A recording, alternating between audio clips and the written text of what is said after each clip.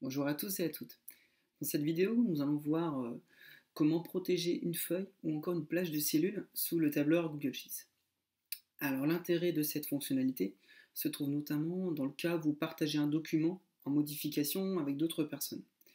En effet, avec ce type de droit, les personnes à qui vous avez partagé ce document vont pouvoir modifier le document, c'est-à-dire rajouter du texte, modifier la mise en forme, etc. Donc l'intérêt de protéger un document, que ce soit une feuille ou certaines cellules, donc ça va vous permettre de maîtriser complètement vos documents et d'empêcher certaines personnes de modifier des cellules importantes ou votre mise en forme, par exemple. Alors, dans un premier temps, nous allons voir comment protéger une feuille et donc de laisser simplement l'accès à certaines cellules, ici les cellules en vert.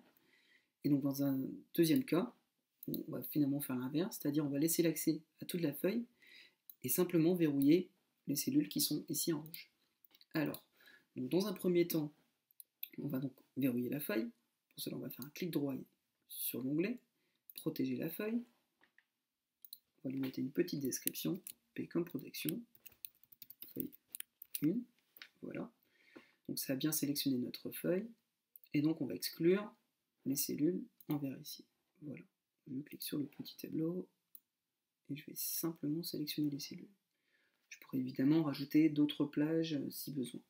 On va faire OK. Ensuite, je vais définir les autorisations. Donc par défaut, ça va simplement laisser l'accès à moi, et les autres personnes qui seraient en partage n'y auraient plus accès. Donc je peux également choisir personnaliser ici pour rajouter d'autres personnes qui ont accès au document à pouvoir modifier ces zones.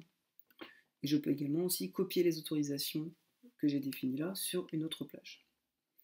Donc dans ce cas-là, nous allons seulement pouvoir le message afficher un avertissement lorsque on essaye de modifier une plage. Voilà. Donc si je fais le test, j'essaye de taper du texte dans la zone verte, test, pas de problème. Alors par contre, si je fais la même chose dans une zone blanche, test, j'ai bien mon message, mon avertissement. Donc, voilà pour le premier cas. Le deuxième cas. Donc là, ce que l'on souhaite, c'est non pas verrouiller un onglet, mais simplement bloquer l'accès à certaines cellules. Je vais donc sélectionner les cellules que je veux verrouiller, faire un clic droit et protéger la plage. Je vais encore définir une petite description et on va dire la feuille 2. Voilà, on a bien dit la plage, donc je l'ai sélectionné directement. Hein. Et donc je vais aussi définir les autorisations. Je vais encore faire afficher un avertissement simplement. OK.